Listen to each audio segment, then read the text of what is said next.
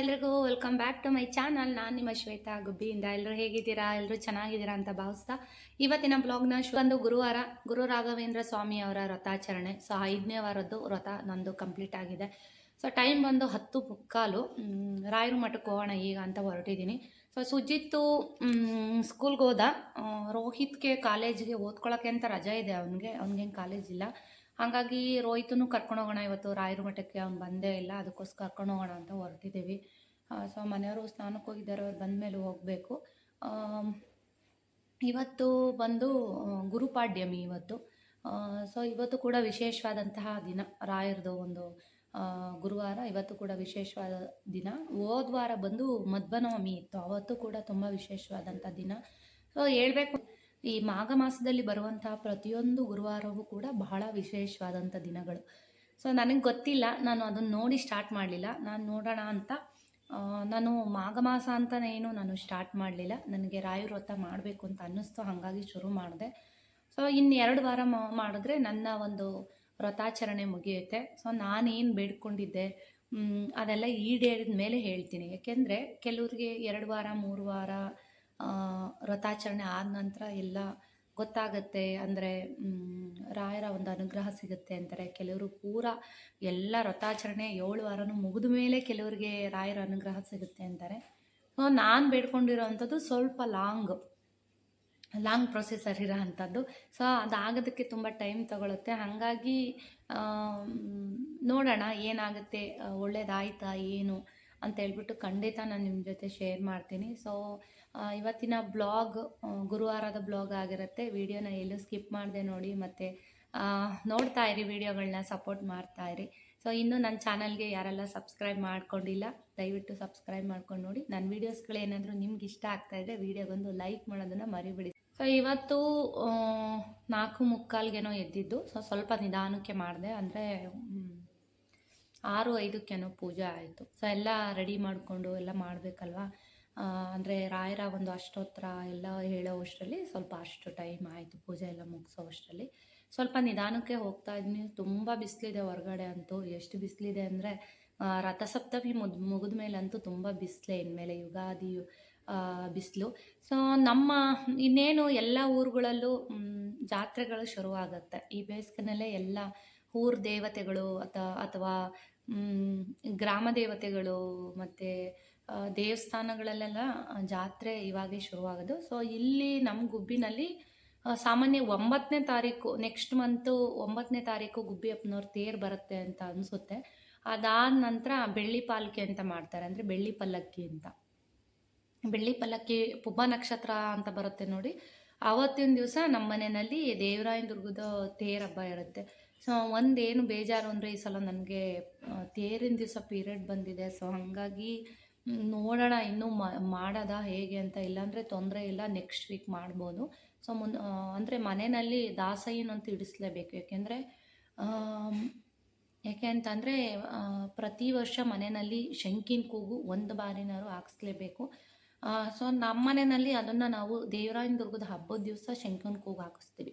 ಆರತಿ ಮಾಡಿ, ಸಿಹಿ ಅಡುಗೆ ಮಾಡಿ, ದಾಸಯ್ಯನ ಕರೆಸಿ ಅವತ್ತು ದಾಸಯ್ಯನ ಇಳಿಸ್ತೀವಿ. ಸೊ ಅವತ್ತು ನಮಗೆ ಒಂಥರ ನಮಗೆ ತುಂಬ ಖುಷಿ ಅವತ್ತು ನಮಗೆ. ಯಾಕಂದರೆ ಅಷ್ಟೇ ಭಕ್ತಿ ಶ್ರದ್ಧೆ ನೆಮ್ಮದಿಂದನೇ ಮಾಡ್ತೀವಿ ಅವತ್ತಿನ ಪೂಜೆ. ಸೊ ಈ ಸಲ ತುಂಬ ಬೇಜಾರಾಗ್ತಿದೆ. ಯಾಕೆಂದರೆ ಪೀರಿಯಡ್ ಏನಾದರೂ ಬಂದರೆ ಏನಪ್ಪ ಮಾಡೋದು ಅಂತ. ಒಂದೊಂದು ಸಲ 2 ಡೇಸ್ ಲೇಟ್ ಆಗುತ್ತೆ. ಹಾಗಾಗಿ ಬಂದರೆ ಏನು ಮಾಡೋದು ಅಂತ ಯೋಚನೆ ಮಾಡ್ತಾಯಿದ್ದೀನಿ. ಆದರೆ ಯಾವುದೇ ಇಷ್ಟು ವರ್ಷ ಮದುವೆ ಆಗಿ ಇಷ್ಟು ವರ್ಷ ಆಗಿದೆ, 1 ವರ್ಷವೂ ಕೂಡ ನಾನು ಹಬ್ಬಗಳಲ್ಲಿ ಪೀರಿಯಡ್ ಆಗಿಲ್ಲ. ಸೊ ನೋಡೋಣ ಆ ಸ್ವಾಮಿ ಏನು ಮಾಡ್ತಾರೆ. ಹಬ್ಬ ಆಚರಣೆ ಮಾಡಿಸ್ಕೋಬೇಕು, ಪೂಜೆ ಮಾಡಿಸ್ಕೋಬೇಕು ಅನ್ನೋದಿದ್ದರೆ ಖಂಡಿತ ನೋಡೋಣ, ಮುಂದೆ ಹೋಗುತ್ತೆ. ಇಲ್ಲ ಅಂತ ಅಂದರೆ ಸ್ವಲ್ಪ ಬೇಗ ಆದರೆ ಹಬ್ಬ ಮಾಡ್ಬೋದು. ಯಾಕೆಂದರೆ ಪ್ರತಿಯೊಂದು ಕೂಡ ಮಡಿಯಿಂದ ನೈವೇದ್ಯಕ್ಕೆ ಎಲ್ಲ ಪ್ರಿಪೇರ್ ಮಾಡಬೇಕು, ಅಡುಗೆ ಎಲ್ಲನೂ ಕೂಡ. ಸೊ ಅಮ್ಮನ ಕೈಲಿ ಆಗಲ್ಲ. ಯಾಕೆಂದರೆ ದಾಸಯ್ಯ ಪೂಜೆ ಅಂತ ಅಂದರೆ ತುಂಬ ಅಡುಗೆ ಮಾಡಬೇಕು, ಮತ್ತು ಅದರದ್ದೆಲ್ಲ ದೇವ್ರ ಪೂಜಾ ರೂಮ್ ಎಲ್ಲ ಕ್ಲೀನ್ ಮಾಡ್ಕೋಬೇಕು, ಅಲಂಕಾರ ಮಾಡಬೇಕು. ಸೊ ಇದೆಲ್ಲ ಇರುತ್ತೆ. ಹಾಗಾಗಿ ಆಗಲ್ಲ ಅಮ್ಮನ ಕೈಲಿ, ಒಬ್ಬರ ಕೈಲಿ. ಸುಜಿತ್ ಬೇರೆ ಇರ್ತಾನೆ ನೋಡಿ, ಹಂಗಾಗಿ. ಸೊ ನೋಡೋಣ ದೇವ್ರ ಅನುಗ್ರಹ ಹೇಗಿದೆ. ಅಕಸ್ಮಾತ್ ಏನೋ ಪೀರಿಯಡ್ ಆದರೆ ಮುಂದಿನ ವಾರ ಮಾಡೋದು ಅಂತ ಡಿಸೈಡ್ ಮಾಡ್ಕೊಂಡಿದ್ದೀವಿ. ನೋಡೋಣ, ಬನ್ನಿ ಇವಾಗ ರಾಯರ ಮಠಕ್ಕೆ ಹೋಗಿ ಬರೋಣ. ರೋಹಿತ್ನಂತೂ ಓಡಿಸೋದೇ ನನಗೆ ದೊಡ್ಡ ತಲೆನೋವು ಕೆಲಸ ಅಂತ ಹೇಳ್ಬೋದು. ಈಗ ಹೇಳಿದ್ರೆ ಒಂದು ಅರ್ಧ ಗಂಟೆಗೆ ರೆಡಿ ಆಗ್ತಾರೆ. ನಾನು ನೋಡಿ ಎಲ್ಲ ರೆಡಿಯಾಗಿ ಕೂತಿದ್ದೀನಿ. ಪೂಜೆ ಹೇಗಿರುತ್ತೆ ಏನು ಆದರೆ ತೋರ್ಸೋದಕ್ಕೆ ಟ್ರೈ ಮಾಡ್ತೀನಿ. ಬನ್ನಿ ಹೋಗಿ ಬರೋಣ. ಇನ್ನು ಬೆಳಗ್ಗೆನೇ ಬೇಗ ಎದ್ದು ಪೂಜೆ ಎಲ್ಲ ಹೇಗೆ ಮಾಡಿಕೊಂಡೆ ಅಂತ ತೋರಿಸ್ತಾ ಇದ್ದೀನಿ. ಸೊ ಸಿಂಪಲಾಗಿ ತೋರಿಸ್ತಾ ಇದ್ದೀನಿ. ಆಲ್ರೆಡಿ ಹೇಗೆಲ್ಲ ಪೂಜೆ ಮಾಡ್ಕೋಬೇಕು, ಹೇಗೆಲ್ಲ ವ್ರತಾಚರಣೆ ಮಾಡಬೇಕು ಅಂತ ಆಲ್ರೆಡಿ ವಿಡಿಯೋಗಳಲ್ಲಿ ತೋರಿಸಿದ್ದೀನಿ.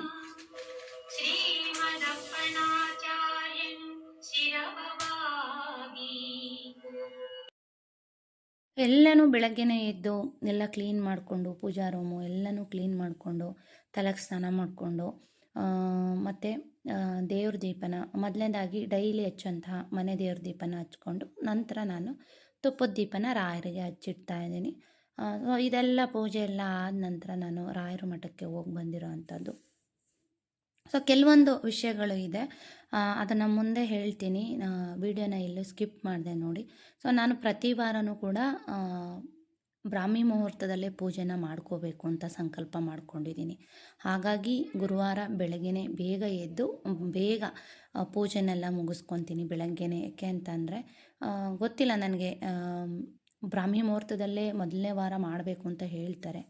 ಸೊ ನಾನು ಪ್ರತಿ ವಾರನೂ ಬೇಗ ಮಾಡಬೇಕು ಅಂತ ಮಾಡ್ತಾ ಇರೋವಂಥದ್ದು. ಸೊ ನಾನು ಪ್ರಾರ್ಥನೆ ಮಾಡ್ತಾ ರಾಘವೇಂದ್ರ ಸ್ವಾಮಿಯವರ ಒಂದು ಶ್ಲೋಕನ ಹೇಳ್ತಾ ಪೂಜೆನ ಶುರು ಮಾಡಿದ್ದೀನಿ.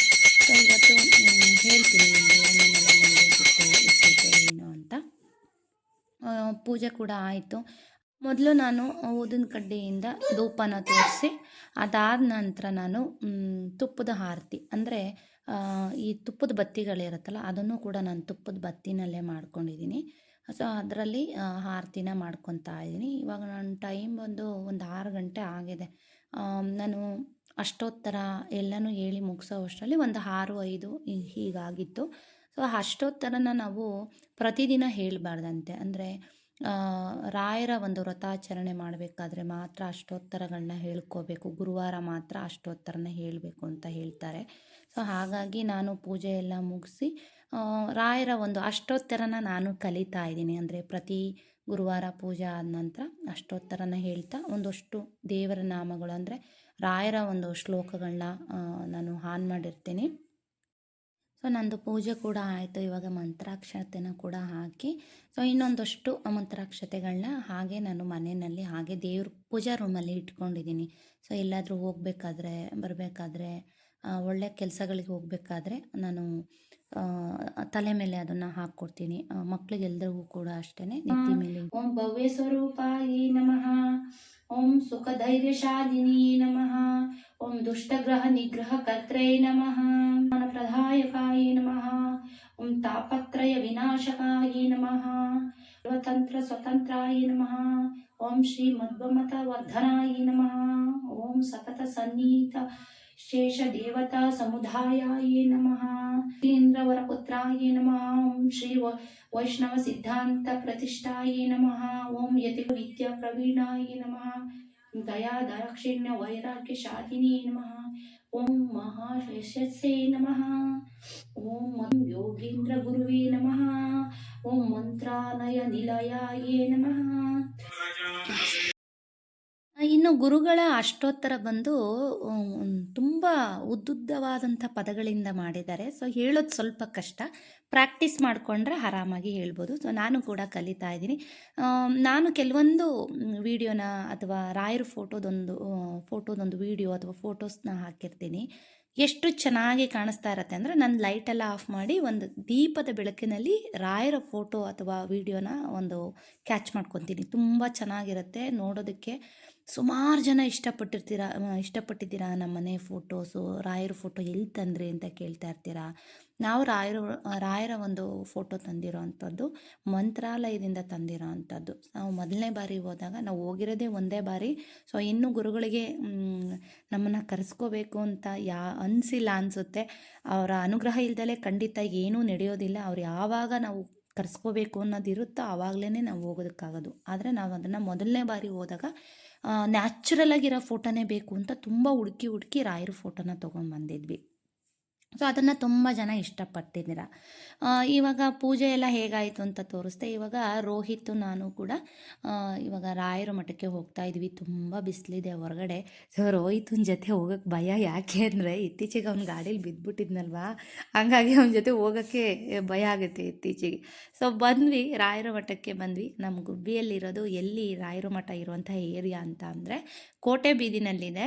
ಸೊ ಆಟೋದವ್ರಿಗೆ ಯಾರಿಗಾದ್ರೂ ಹೇಳಿದ್ರೆ ಆರಾಮಾಗಿ ನಿಮಗೆ ಕರ್ಕೊಂಡೋಗಿ ಬಿಡ್ತಾರೆ. ಸೊ ನೋಡಿ, ರಾಯರ ದರ್ಶನ, ರಾಘವೇಂದ್ರ ಸ್ವಾಮಿ ಅವರ ದರ್ಶನ, ಗುರುಗಳ ದರ್ಶನ ನಿಮಗೂ ಕೂಡ ತೋರಿಸ್ತಾ ಇದ್ದೀನಿ.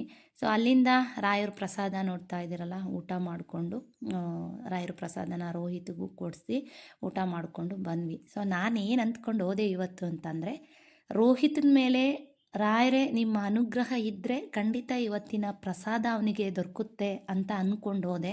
ನಿಮ್ಮ ಅನುಗ್ರಹ ಇದ್ದರೆ ಮೊದಲನೇ ಬಾರಿಗೆ ಅವನು ನಿನ್ನ ದೇವಸ್ಥಾನಕ್ಕೆ ಸನ್ನಿಧಿಗೆ ಬರ್ತಾ ಇದ್ದಾನೆ, ನಿಮ್ಮ ಪ್ರಸಾದ ಸಿಗಲಿ ಅಂತ ಅಂದ್ಕೊಂಡೆ. ಸೊ ಅಲ್ಲಿ ಹೋದಾಗ ಇನ್ನೂ ಪ್ರಸಾದ ವಿತರಣೆ, ಯಾವುದೇ ಪ್ರಸಾದ ಕೊಡುವಂಥ ಸೂಚನೆ ಇರಲಿಲ್ಲ. ನಾವು ಎದ್ದು ನಿಂತು ಹೊರಡೋ ಟೈಮಿಗೆ ಪ್ರಸಾದ ರೋಹಿತ್ಗೆ ಸಿಕ್ತು. ಸೊ ಎಷ್ಟು ಖುಷಿ ಆಯಿತು ಅಂತಂದರೆ, ರಾಯರ ಅನುಗ್ರಹ ಖಂಡಿತ ರೋಹಿತ್ಗೆ ಸಿಕ್ಕೇ ಸಿಗುತ್ತೆ ಅಂದ್ಕೊಂಡು ಮತ್ತೆ ನಮಸ್ಕಾರ ಹಾಕಿ ಕಣ್ಣು ಹೊತ್ಕೊಂಡು ಪ್ರಸಾದ ತಿನ್ಕೊಂಡು ಬಂದ್ವಿ. ಸೊ ಅಲ್ಲಿಂದ ಬಂದ್ವಿ. ರೋಹಿತ್ ಏನು ಮಾಡ್ದ, ಶಾರದಾ ಪೂಜೆ ಇದೆ ಅಂತೆ ಲಾಸ್ಟ್ ಡೇ ಕಾಲೇಜಲ್ಲಿ, ಹೊಸ ಬಟ್ಟೆ ಬೇಕು ಅಂತ ಅಲ್ಲಿ ಅಂಗಡಿ ನೋಡಿದ ತಕ್ಷಣ ಹೇಳ್ದ. ರಾಜಾರಾಮ ಅಂಗಡಿ ನೋಡಿದ ತಕ್ಷಣ ಇನ್ನೇನು ಮಾಡೋದು ಅಂತ ಅಲ್ಲೇ ಹೋಗಿ ಕೊಡಿಸ್ಕೊಂಡು ಆಮೇಲೆ ಬಂದು ಅಮೌಂಟ್ನ ಕೊಟ್ಟು ಬಂದ್ವಿ ಹೋಗಿ. ಸೊ ಇವಾಗ ಏನು ತೋರಿಸ್ತಾ ಇದ್ದೀನಿ ಅಂದರೆ, ಸುಮಾರು ಜನ ಕೇಳ್ತಾ ಇರ್ತೀರಾ ಸುಜಿತ್ಗೆ ಲಂಚ್ ಬಾಕ್ಸ್ಗೆ ಏನೇನೆಲ್ಲ ಹಾಕ್ತೀರಾ ತೋರಿಸಿ ಪ್ಲೀಸ್, ನಮಗೂ ಹೆಲ್ಪ್ ಆಗುತ್ತೆ ಅಂತ. ಸುಜಿತ್ಗೆ ಏನಂತಂದರೆ, ಅವರು ಸ್ಕೂಲ್ನಲ್ಲಿ ಯಾವುದೇ ಬೇಕ್ರಿ ಐಟಮ್ಸು ಈ ಥರದ್ದೆಲ್ಲ ಹಾಕ್ಸೋಂಗಿಲ್ಲ. ಸೊ ಡ್ರೈ ಫ್ರೂಟ್ಸು, ವೆಜಿಟೇಬಲ್ಸು ಈ ಥರದ್ದೆಲ್ಲ ಹಾಕ್ಬೋದು, ತರಕಾರಿಗಳು, ಹಣ್ಣು ಈ ಥರದ್ದೆಲ್ಲ ಹಾಕ್ಬೋದು. ಸೊ ನಾನು ಒಂದೊಂದು ದಿವಸ ಒಂದೊಂದು ಥರ ಪ್ರಿಪೇರ್ ಮಾಡ್ಕೋತೀನಿ. ಇವತ್ತು ಪ್ರೌಟ್ಸ್ ಹಾಕ್ತಾಯಿದ್ದೀನಿ, ಅಂದರೆ ಮೊಳಕೆ ಕಟ್ಟಿದಂತಹ ಕಾಳುಗಳನ್ನ ಈ ಥರ ಸಲಾಡ್ ಮಾಡಿ ಹಾಕ್ತೀನಿ. ಯಾಕೆಂದರೆ ಅವನಿಗೆ ತುಂಬ ಇಷ್ಟ ಆಗುತ್ತೆ ಮತ್ತು ಹೆಲ್ತಿಗೆ ತುಂಬ ಒಳ್ಳೆಯದು. ಕೆಲವು ಮಕ್ಕಳು ಮೊಳಕೆ ಕಟ್ಟಿದ ಕಾಳುಗಳನ್ನ ತುಂಬ ಒಂದು 3 ವರ್ಷದ ಮಕ್ಕಳೆಲ್ಲ ತಿನ್ನೋದಿಲ್ಲ. ಸೊ ನಾನು ಸುಜಿತ್ಗೆ ಮೊದಲಿಂದ ಅಭ್ಯಾಸ ಮಾಡಿದ್ರಿಂದ ಅವ್ನು ಧಾರಾಳವಾಗಿ ಖುಷಿಯಾಗಿ ತಿಂತಾನೆ. ಸ್ವಲ್ಪ ಕ್ಯಾರೆಟ್ ತುರಿ, ಒಂದು ಈರುಳ್ಳಿ, ಜೊತೆಗೆ ಕೊತ್ತಂಬರಿ ಸೊಪ್ಪು, ಸ್ವಲ್ಪ ನಿಂಬೆ ರಸ, ತೆಂಗಿನಕಾಯಿ ಇದನ್ನೆಲ್ಲ ಹಾಕಿ ಮಿಕ್ಸ್ ಮಾಡಿ, ಸೌತೆಕಾಯಿ ಹಾಕಿಲ್ಲ, ಇದೆಲ್ಲ ಉಪ್ಪು ಇದನ್ನೆಲ್ಲ ಹಾಕಿ ಮಿಕ್ಸ್ ಮಾಡಿ ಅವನಿಗೆ ಕ್ಯಾರೆಟ್ ಎಲ್ಲ ತುರಿದಾಕಿ ಜಾಸ್ತಿ ಅದನ್ನು ಸ್ನ್ಯಾಕ್ಸ್ಗಾಗಿ ಹಾಕಿರ್ತೀನಿ. ಇದೇನು ನೋಡ್ತಾ ಇದ್ದೀರಾ ಅಂದರೆ ಚಿತ್ರಾನ್ನ ಇದು. ಸೊ ಚಿತ್ರಾನ್ನ ಏನು ರೆಡ್ ಕಲರ್ ಇದೆ ಅಂತ ಅನ್ಕೊತೀರಾ? ಸೊ ಇದು ನಾನು ಬೀಟ್ರೂಟು ಮತ್ತು ಕ್ಯಾರೆಟ್ ಹಾಕಿ ಮಾಡಿರೋ ಅಂಥ ಚಿತ್ರಾನ್ನ. ಬೇಕಿದ್ರೆ ರೆಸಿಪಿ ಬೇಕಿದ್ರೆ ಕಮೆಂಟ್ ಹಾಕಿ ತಿಳಿಸ್ಕೊಡ್ತೀನಿ. ಸೊ ಇದು ಮಕ್ಕಳಿಗೆ ತುಂಬ ಒಳ್ಳೆಯದು. ಕೆಲವು ಮಕ್ಕಳು ತಿನ್ನಲ್ಲ ಬೀಟ್ರೂಟು ಕ್ಯಾರೆಟ್ ಎಲ್ಲ. ಈ ಥರ ಚಿತ್ರಾನ್ನಗಳಿಗೆ ಈ ಥರದ್ದೆಲ್ಲ ಮಿಕ್ಸ್ ಮಾಡಿದ್ರೆ ಕಲರ್ಫುಲ್ಲಾಗಿರುತ್ತೆ, ತಿನ್ನೋದಕ್ಕೆ ಇಷ್ಟಪಡ್ತಾರೆ. ಸೊ ಒಂದು ಡಬ್ಬಿನಲ್ಲಿ ಸ್ನ್ಯಾಕ್ಸ್, ಒಂದು ಡಬ್ಬಿನಲ್ಲಿ ಚಿತ್ರಾನ್ನ, ಒಂದು ಮತ್ತು ವಾಟರ್ ಕ್ಯಾನಲ್ಲಿ ನೀರು ಹಾಕಿದ್ದೀನಿ. ಸೊ ನಾನು ಏನು ಗೊತ್ತಾ ಸ್ನೇಹಿತರೆ, ನಾನೇನು ಅಂತಂದರೆ ಸ್ಟೀಲ್ ಡಬ್ಬಿಗಳನ್ನೇ ನಾನು ಜಾಸ್ತಿ ಉಪಯೋಗಿಸೋದು ಮಕ್ಕಳಿಗೆ. ಈ ಟಪ್ಪರ್ವೇರು, ಪ್ಲಾಸ್ಟಿಕ್ಕು ಇದೆಲ್ಲ ನಾನು ಜಾಸ್ತಿ ಕೊಡಲ್ಲ. ಊಟ ಅಂತೂ ಫ್ರೆಶ್ ಆಗಿರಲಿ ಅಂತ ಸ್ಟೀಲ್ ಡಬ್ಬಿಗಳಲ್ಲೇ ಹಾಕೋದು. ಸ್ಟೀಲ್ ಕಾಪರ್ ಇರೋವಂಥದ್ದನ್ನ ಹಾಕ್ತೀನಿ ತಿಂಡಿಗಳೆಲ್ಲ. ಹಲೋ ಸ್ನೇಹಿತರೆ, ಬೆಳಗ್ಗೆ ರಾಯರ ಮಠಕ್ಕೆ ಹೋಗಿ ಬಂದು ಅಡುಗೆ ಊಟ ಎಲ್ಲ ಮುಗಿಸಿದ್ದಾಯಿತು. ಸೊ ಯಾವುದೇ ವೀಡಿಯೋನ ತೊಗೊಳಕ್ಕಾಗಲಿಲ್ಲ. ಯಾಕೆ ಅಂತಂದರೆ ತುಂಬ ಬಿಸಿಲಿತ್ತಾ, ನಂಗೆ ಹೊರಗೆ ಹೋಗಿ ಬಂದ್ಬಿಟ್ರಂತೂ ಸಾಕಾದಂಗೆ ಆಗ್ಬಿಡುತ್ತೆ. ಬಿಸಿಲಿಗೆ ಜಾಸ್ತಿ ಹೋಗಲ್ಲ ನೋಡಿ, ಹಂಗಾಗಿ ಅಪರೂಪಕ್ಕೆ ಹೋಗಿ ಬಂದರೆ ಒಂಥರ ಸ್ಟ್ರೈನ್ ಆದಂಗೆ ಆಗ್ಬಿಡುತ್ತೆ. ಸೊ ಬಂದು ರೀ, ಅದು ಕಿಟಕಿ ಹಾಕ್ರಿ ಸೌಂಡು. ಸೊ ಸುಜಿತ್ ಮಲಗಿದ್ದಾನೆ, ಪದೇ ಪದೇ ಎದ್ದು ಅಳ್ತಾ ಇರ್ತಾನೆ. ಯಾಕೆಂದರೆ ಸ್ಕೂಲಲ್ಲಿ ಆಟ ಆಡಿದ್ದೆಲ್ಲ ನೆನಪು ಒಂದು, ಆಮೇಲೆ ಅದನ್ನೇ ಕನ್ವರ್ಸ್ಕೊಂಡು ಹೇಳ್ತಾ ಇರ್ತಾನೆ. ಇಲ್ಲಾಂದರೆ ಜೊತೆಗೆ ಯಾರಾದರೂ ಮಲಗಿರಬೇಕು, ಪಕ್ಕದಲ್ಲೇ ಮಲಗಿರಬೇಕು. ನಂಗೆ ಸುಜಿತ್ತು ಮಲಗ್ಸೋಕ್ಕೆ ಹೋದರೆ ನಿಜ 2 ಅವರ್ 3 ಅವರ್ ಮಲಗಲ್ಲ ಅವನು. ಮಲಗಿಸಿ ಸಾಕಾಗೋಗುತ್ತೆ. ಸೊ ಯಾಕೆಂದರೆ ಬಿಟ್ಬಿಟ್ರೆ ಏನು ಮಾಡ್ತಾನೆ ಅಂದರೆ ಸಂಜೆ 5ವರೆಗೆ ಮಲ್ಕೊಂಬಿಡ್ತಾನೆ. ಏನು ಊಟ ಮಾಡಲ್ಲ, ತಿಂಡಿ ಸ್ವಲ್ಪ ಬಿಸಿಲಲ್ವಾ, ಇಲ್ಲ ಅಂದರೆ ಮನೆ ತುಂಬ ಅಂಟ್ತಿರ್ತಾನೆ, ತೀಟೆ ಮಾಡ್ತಿರ್ತಾನೆ ಅಂತ ಮಲಗಿಸ್ಬಿಡ್ತೀವಿ. ಸೊ ಯಾರಾದರೂ ಒಬ್ರು ಇದ್ದೇ ಇರಬೇಕು ಪಕ್ಕದಲ್ಲಿ. ಅಂದರೆ ಯಾರೋ ಪಕ್ಕದಲ್ಲಿ ಮಲಗಿಲ್ಲ ಅಂದರೆ ಎದ್ದೊಳ್ತಿರ್ತಾನೆ ಯಾವಾಗಲೂ. ಇವಾಗೊಂದು ಏನು ಅಭ್ಯಾಸ ಮಾಡ್ಕೊಂಡಿದ್ದಾನೆ ಅಂದರೆ, ಬಿಸಿಲಲ್ವಾ, ಸ್ಕೂಲಿಂದ ಬಂದಿದ್ದ ತಕ್ಷಣ ಏನಾದರೂ ಐಸ್ ಕ್ರೀಮ್ ಯಾವುದಾದ್ರೂ ಆಯಿತು, ಐಸ್ ಕ್ರೀಮ್ ಕೇಳ್ತಿರ್ತಾನೆ, ಐಸ್ ಕ್ರೀಮ್ ತಿನ್ಬೇಕು ಕೊಡಿ ಅಂತ. ರಾಯರ ಮಠಕ್ಕೆ ಹೋದ್ವಾ ಇವತ್ತು, ರೋಹಿತ್ ಬಂದಿದ್ಕೋ ಏನೋ ರಾಯರದು ಒಂದು ಪ್ರಸಾದ ಸಿಕ್ತು. ಯಾಕೆಂದರೆ ಪ್ರತಿ ವಾರ ಇರಲ್ಲ, ಇರ್ಬೋದೇನೋ, ಆದರೆ ಯಾವ ಟೈಮಿಗೆ ಪ್ರಸಾದ ಕೊಡ್ತಿರ್ತಾರೆ ಅಂತ ಗೊತ್ತಿಲ್ಲ. ಸೊ ಸೊ ನಾನು ಸ್ವಲ್ಪ ಲೇಟಾಗಿ ಹೋದೆ, ಒಂದು 11:30 ಇಲ್ಲ 11 ಗಂಟೆಗೆ ಹೋದ್ವಿ ಅನಿಸುತ್ತೆ. ತುಂಬ ಬಿಸಿಲು. ಹೋದ್ವಿ, ಪ್ರದಕ್ಷಿಣೆ ಹಾಕಿ ರೋಹಿತ್ ಕೈಲಿ ತುಪ್ಪದ ದೀಪ ಹಚ್ಸಿ, ಆಮೇಲೆ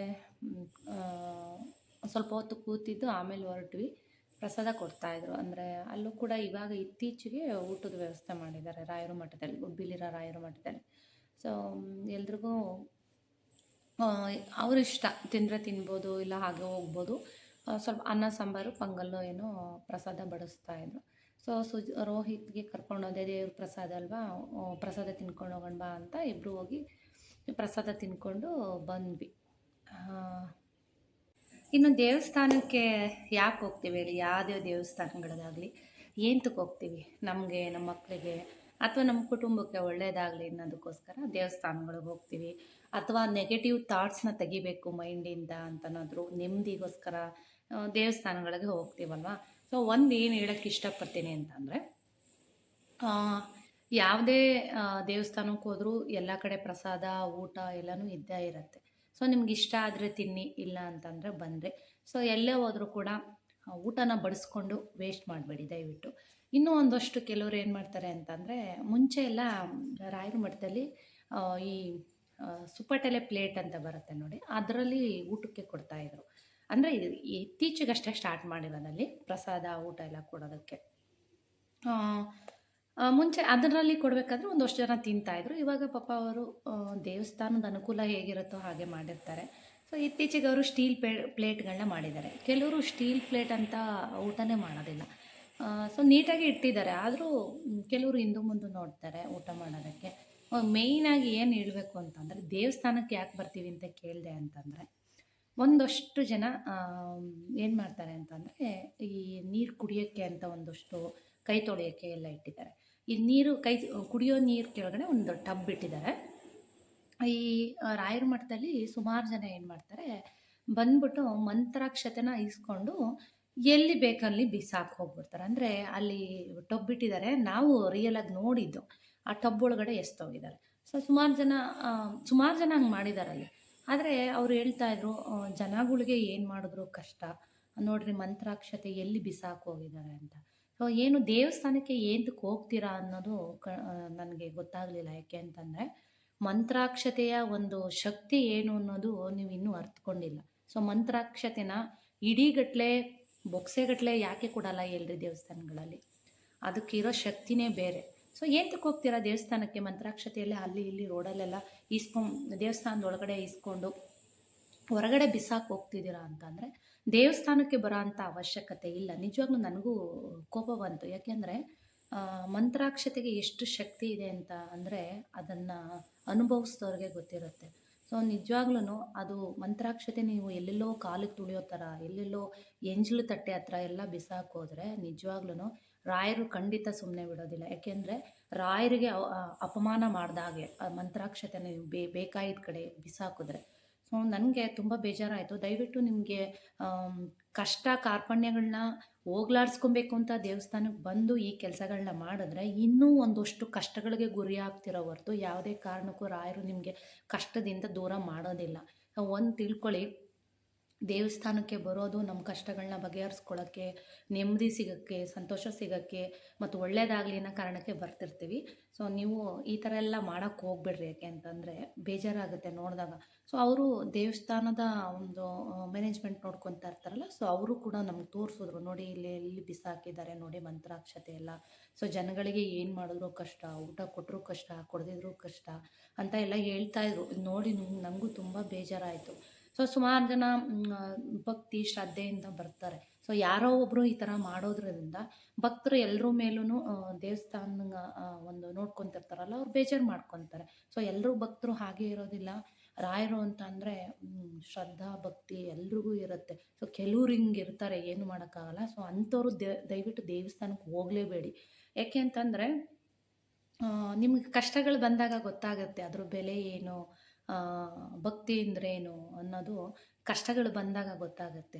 ಸೊ ನಾವು ಎಷ್ಟೇ ಶ್ರದ್ಧಾ ಭಕ್ತಿಯಿಂದ ಮಾಡ್ಕೊಂಬಂದ್ರೂ ಸೇವೆಗಳನ್ನ ಮಾಡ್ಕೊಂಬಂದ್ರೂ ಕೂಡ ನಮಗೆ ಜೀವನದಲ್ಲಿ ಎಲ್ಲ ಥರ ಕಷ್ಟಗಳನ್ನ ಭಗವಂತ ಕೊಟ್ಟಿರ್ತಾನೆ.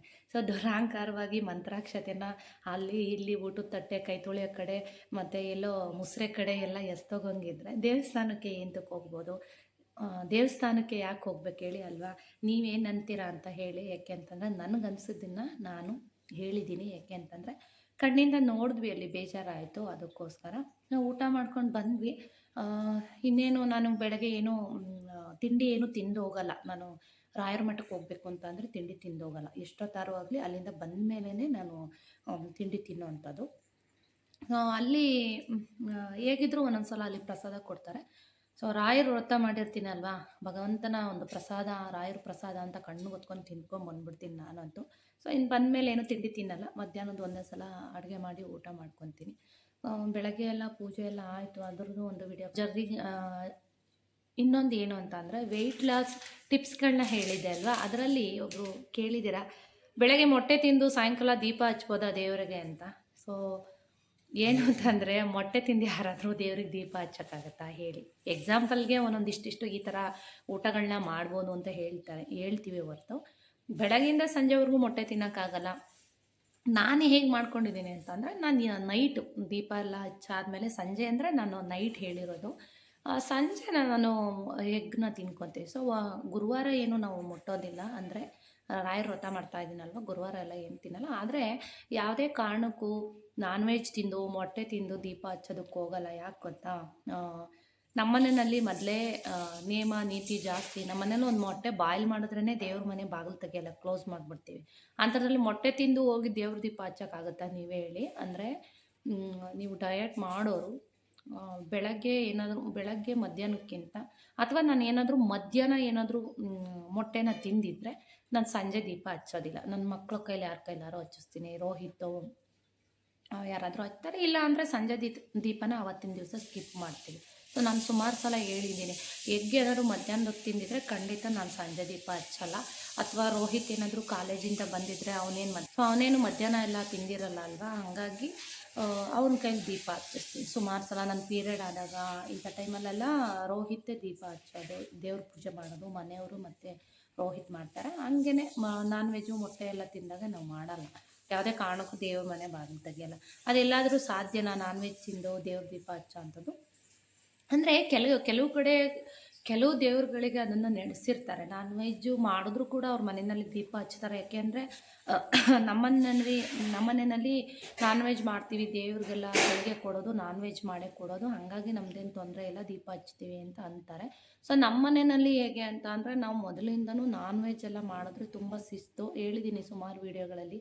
ನಮ್ಮ ಊರ ಕಡೆ ಎಲ್ಲ ನಾವು ನಾನ್ ವೆಜ್ ಮಾಡೋದಾದರೆ ಈಚೆ ಸಪ್ರೇಟು ಅಡುಗೆ ಮಾಡೋದಕ್ಕೆ ಸಪ್ರೇಟ್ ಎಲ್ಲ ಇಟ್ಕೊಂಡು ಅಲ್ಲಿ ನಾವು ಅಡುಗೆ ಮಾಡಬೇಕು. ಮನೆ ಒಳಗಡೆ ನಮ್ಮೂರ ಕಡೆ ನಾನ್ ವೆಜ್ಜೇ ಮಾಡಲ್ಲ. ಏನು ಅಂತ ಅಂದರೆ ಮೇಯ್ನ್ ಕಾರಣ ನಾನೇನು ಅಂದ್ಕೊಂಡಿದ್ದೀನಿ, ಪೂಜಾ ರೂಮ್ ಇರೋದಿಲ್ವಲ್ಲ ಹಳ್ಳಿ ಕಡೆ, ಹಾಗಾಗಿ ಈ ಥರ ಮಾಡ್ತಾರೆ ಅಂತ ಅಂದ್ಕೊಂಡಿದ್ದೀನಿ. ಸೊ ನಮ್ಮ ಮನೆಯಲ್ಲಿ ಮಾಡಿದ್ರೆ ನಾವು ಸಪ್ರೇಟು ಪಾತ್ರೆಗಳು, ದೇವ್ರ ನೈವೇದ್ಯಕ್ಕೆ ಮಾಡೋ ಅಂಥದ್ದು ಸಪ್ರೇಟ್ ಪಾತ್ರೆಗಳು, ಶನಿವಾರಕ್ಕೆ ಮಾಡೋ ಅಂಥದ್ದು ಸಪ್ರೇಟು ಪಾತ್ರೆಗಳೆಲ್ಲ ಇಟ್ಕೊಂಡಿದ್ದೀವಿ, ನೈವೇದ್ಯಕ್ಕೆ ಮಾಡೋ ಅಂಥದ್ದೆಲ್ಲ. ಹಾಗಾಗಿ ಯಾರೋ ಒಬ್ರು ಕೇಳಿದರು, ಅದಕ್ಕೋಸ್ಕರ ವಿಡಿಯೋನಲ್ಲಿ ಕ್ಲಾರಿಟಿ ಕೊಟ್ಟಿದ್ದೀನಿ. ಇನ್ನೊಂದೇನು ಅಂತಂದರೆ, ಇಷ್ಟು ದಿನ ಅಂದರೆ 5 ವಾರ ನಾನು ರಾಯರ ವ್ರತನ ಕಂಪ್ಲೀಟ್ ಮಾಡಿದ್ದೀನಿ. ಅದರಲ್ಲಿ ನಾನು ಒಂದು ದಿವಸನೂ ತೆಂಗಿನಕಾಯಿನ ಒಡೆದಿಲ್ಲ. ಸೊ ರಾಯರಿಗೆ ಅಷ್ಟಾಗಿ ತೆಂಗಿನಕಾಯಿಗಳನ್ನ ಒಡೆಯೋದಿಲ್ಲ ಅಂತ. ಯಾಕೆ ಅಂತಂದರೆ, ವ್ರತ ಮಾಡಬೇಕಾದ್ರೂ ಆಗಲಿ ಅಥವಾ ದೇವಸ್ಥಾನಕ್ಕೆ ಹೋದ್ರೂ ಅಷ್ಟೇ ಅಂತೆ. ಯಾಕೆಂದರೆ ನಾವು ರಾಯರಿಗೆ ಹೊಡೆದಿರೋ ಅಂಥ ತೆಂಗಿನಕಾಯಿನ ಯಾವುದೇ ಖಾರ ಅಡುಗೆಗೆ ಬಳಸೋಂಗಿಲ್ಲ. ಅಂದರೆ ನಾನ್ ವೆಜ್ಗೂ ಬಳಸೋಂಗಿಲ್ಲ, ಜೊತೆಗೆ ಈರುಳ್ಳಿ ಬೆಳ್ಳುಳ್ಳಿ ಎಲ್ಲ ಹಾಕಿ ಅಡುಗೆ ಮಾಡ್ತೀವಿ ನೋಡಿ, ಅದಕ್ಕೂ ಬಳಸೋಂಗಿಲ್ವಂತೆ. ಹಾಗಾಗಿ ಬರೀ ಸಿಹಿ ಪದಾರ್ಥಕ್ಕೆ ಮಾತ್ರ ಸ್ವೀಟು ಮಾಡಿ ಮನೆ ಮಂದಿ ಎಲ್ಲ ಊಟ ಮಾಡ್ಬೋದು. ಆದ ಕಾರಣಕ್ಕೆ ತೆಂಗಿನಕಾಯಿನ ಜಾಸ್ತಿ ರಾಯರಿಗೆ ವ್ರತದಲ್ಲೆಲ್ಲ ಹೊಡಿಬೇಡಿ ಅಂತ ಹೇಳ್ತಾರೆ, ಮನೇಲಿ ವ್ರತ ಮಾಡೋದಾದರೆ. ಸೊ ಇಷ್ಟು ದಿನ ನಾನು ತೆಂಗಿನಕಾಯಿ ಹೊಡೆದಿರಲಿಲ್ಲ. ಇವತ್ತು ತುಂಬ ವಿಶೇಷವಾದ ದಿನ, ತೆಂಗಿನಕಾಯಿ ಹೊಡಿಬೇಕು ಅಂತ ಯಾರೋ ಒಬ್ಬರು ಯೂಟ್ಯೂಬಲ್ಲಿ ರಾಯರ ಬಗ್ಗೆ ತಿಳಿಸ್ಕೊಡ್ತಾರಲ್ಲ, ಅವರು ಹೇಳಿದರು. ಹಾಗಾಗಿ ನಾನು ಇವತ್ತು ಬೆಳಗ್ಗೆನೇ ತೆಂಗಿನಕಾಯಿನ ಹೊಡೆದು ಪೂಜೆ ಮಾಡಿದ್ದೀನಿ. ಸೊ ಇವತ್ತು ಗುರುಪಾಡ್ಯಮಿ ಅಂತ ಮೊದಲೇ ಹೇಳಿದೆ. ಹೋದ ವಾರ ಬಂದು ಮಧ್ವ ಜಯಂತಿ ಇತ್ತು, ವಿಶೇಷವಾದ ಪೂಜೆ ಇತ್ತು. ಸೊ ಈ ವಾರ ಏನು ಹೋಮ ಅದೆಲ್ಲ ಏನೂ ಇರಲಿಲ್ಲ, ನಾರ್ಮಲ್ ಆಗಿತ್ತು. ಬಟ್ ಜನ ಅಂತೂ ಇದ್ದರು. ಹೋಗಿ ಪೂಜೆ ಎಲ್ಲ ಮುಗಿಸ್ಕೊಂಡು ಬಂದ್ವಿ. ಇನ್ನೇನು ಸಂಜೆ ಕೆಲಸಗಳನ್ನ ಶುರು ಮಾಡಬೇಕು. ಸೊ ನನ್ನ ಬ್ಲಾಗ್ಗಳು ಇಷ್ಟ ಆಗ್ತಿದೆಯಾ ಹೇಗೆ ಅಂತ ಕಮೆಂಟ್ನಲ್ಲಿ ತಿಳಿಸಿ. ಇಷ್ಟ ಆಗ್ತಾ ಸಂಜೆ ಇದ್ರೆ ಕೂಡ ವಿಡಿಯೋನ ಲೈಕ್ ದೇವ್ರ ಮಾಡಿ ದೀಪನ ಸ್ನೇಹಿತರೆ. ಹಚ್ಕೊಂಡು ಅಂದರೆ ರಾಯರ ಮುಂದೆ ಸಂಜೆ ಕೂಡ ತುಪ್ಪದ ದೀಪನ ಹಚ್ಚಿದ್ದೀನಿ. ಸೊ ಇವತ್ತಿನ ಬ್ಲಾಗ್ ಇಲ್ಲಿಗೆ ಎಂಡ್ ಮಾಡ್ತಾ ಇದ್ದೀನಿ. ವಿಡಿಯೋ ಇಷ್ಟ ಆದರೆ ಲೈಕ್ ಮಾಡಿ, ಸಬ್ಸ್ಕ್ರೈಬ್ ಮಾಡಿ, ಸಪೋರ್ಟ್ ಮಾಡಿ. Thank you.